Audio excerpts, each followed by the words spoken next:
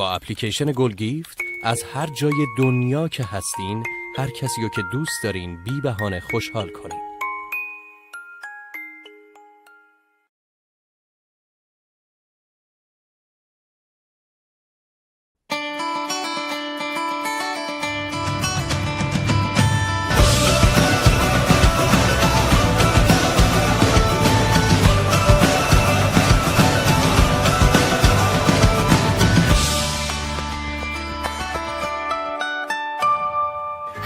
Thanks for watching this edition of the Mayesh Design Star.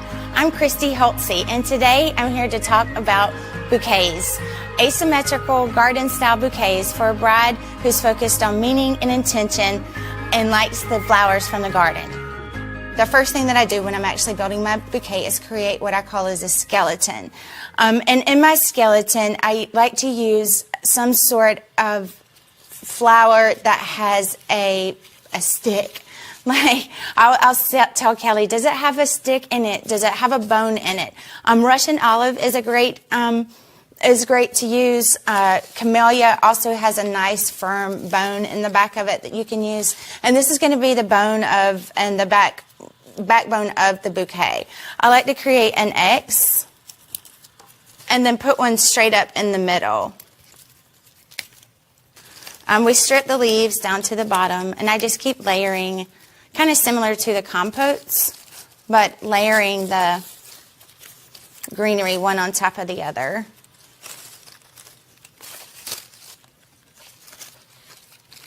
The one thing I think is important whenever you're making your bouquets too is to take your time.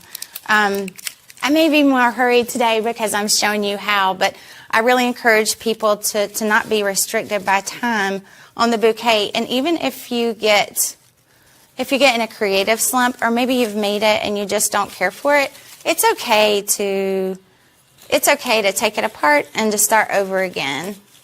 If it's easier for you, if your hand strength isn't that strong, or you're just getting started making these bouquets, you can go ahead and take a rubber band to secure your skeleton and hold it in place. I think that I'm going to put, I really tend to gravitate towards greenery that is, I guess what I call silvery. So you can kind of think out of the norm, or we call it out of the vase, and look at leaves on the back side. A lot of leaves have two colors. If I do it on one side, I do also do it on the other side, and I also do it on the back, so that I have like a nice skeleton going. So I feel like this is probably good enough greenery and has some good bones on it.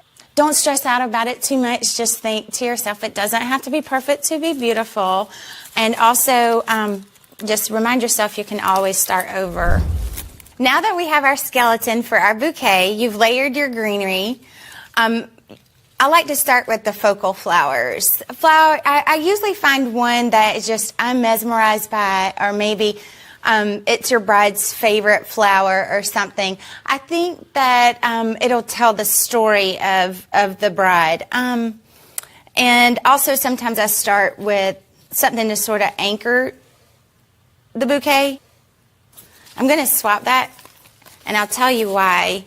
I do like tortilla a lot. The only thing that I don't like is sometimes there is a black center, and the black center creates a focal point, and since it's such a big flower, I don't want that to be our story. So I have him, and then I think that these are just absolutely beautiful. These are the white O'Haras from Rosa Prima Roses. Rosa Prima flowers are grown in Ecuador, and we have found, I'm not paid by Mayesh or Rosa Prima, this is all true stories.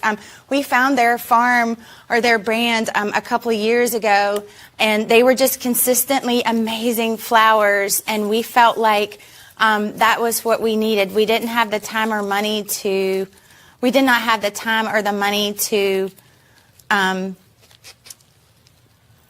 go through pricing cheaper flowers or flowers that might come in not correct. So we just, when we call the wholesaler, we just ask for Rosa Prima roses Today, this bouquet that I'm making, I'm going to make him the focal flower. And I have these going out wide because the mood board asked for a large bouquet. Don't be afraid to go out wide like that. I do still like to work in 3s and 5s, not always, but a lot of times. The roses that we have, I like to put them sort of lower in the arrangement so that the flowers that are going to flutter and dance and move are up higher. These Juliettes are really pretty. These are also from Rosa Prima.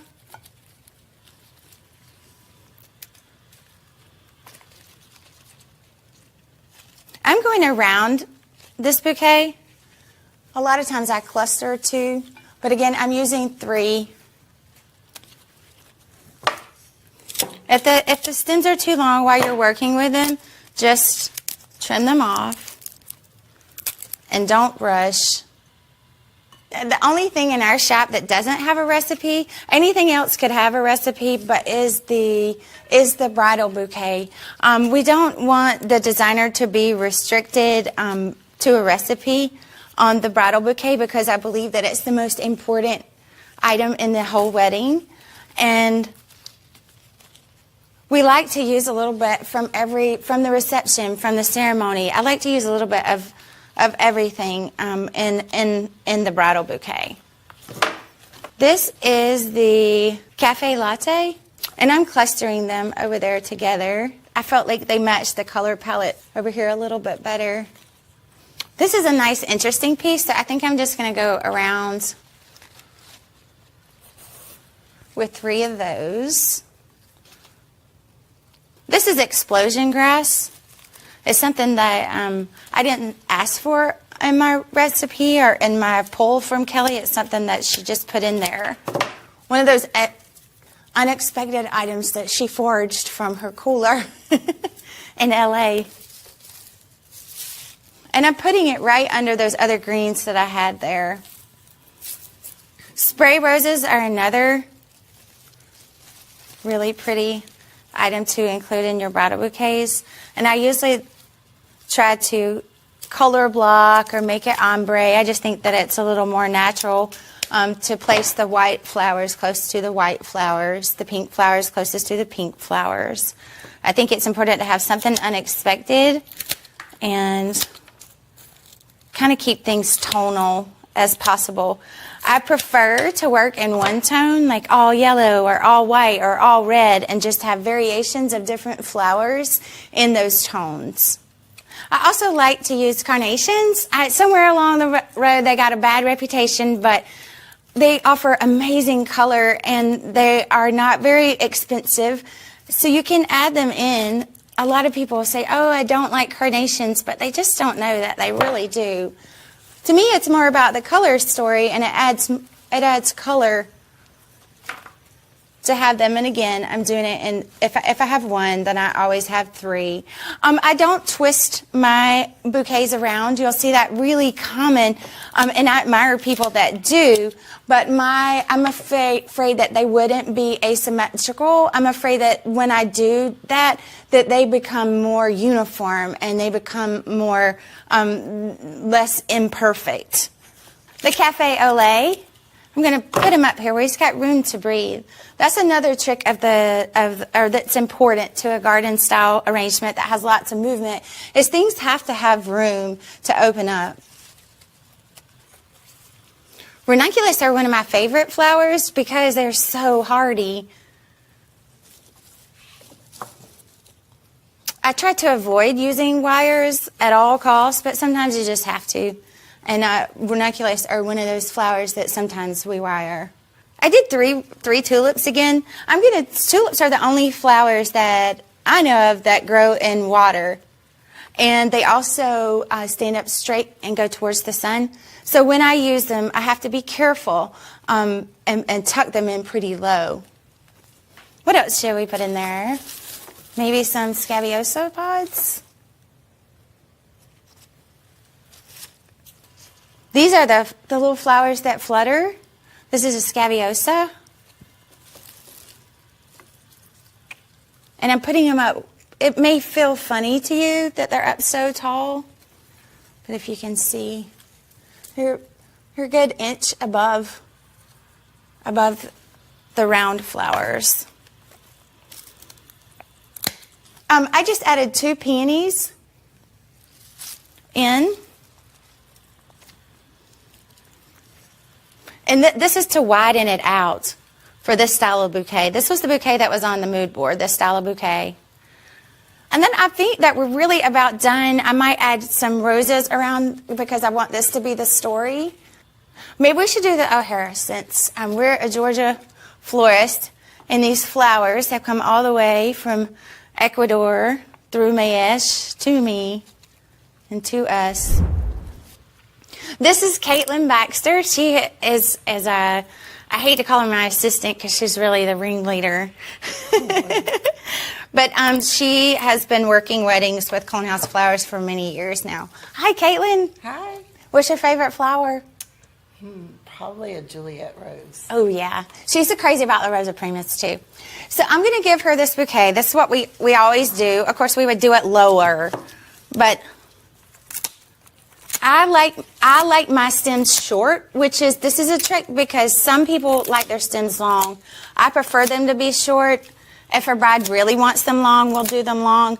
But the reason is because I like for there to be no question about how to hold the bouquet. And in the pictures, it looks like a sea of flowers because I'll demonstrate it myself in just a second. But I like it really straight on the bottom. I just think it looks flush all together. But if these are shorter, and you can keep going until you get it exactly straight. But if it's short like this, then there's no option except to hold it. It also doesn't get the bride's dress wet. It doesn't get mud on it or anything. And there's just any way that you turn this flower arrangement, it's going to be pretty and it's going to have lots of flowers. Where if it's got the longer stems, the stems become part of the whole visual. So that's my secret. But the zip tie, I attached 2 together. We probably could have gotten away with just 1. But this helps you give it that loose, airy feel. A couple final things about the bouquet is on our proposal, it is the very first item. It is very important to us. To me, it is the most important thing in the entire wedding. And one thing that we do with them is we offer our brides the chance, and we like for them to use it as a centerpiece, especially on a sweetheart table. It goes perfect on a sweetheart table. It's right there, or either on a head table.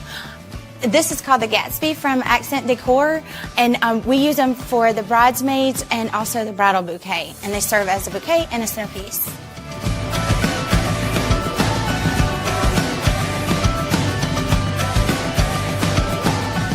Thank you for watching this episode of Mayesh Design Star. And remember, it doesn't have to be perfect to be beautiful.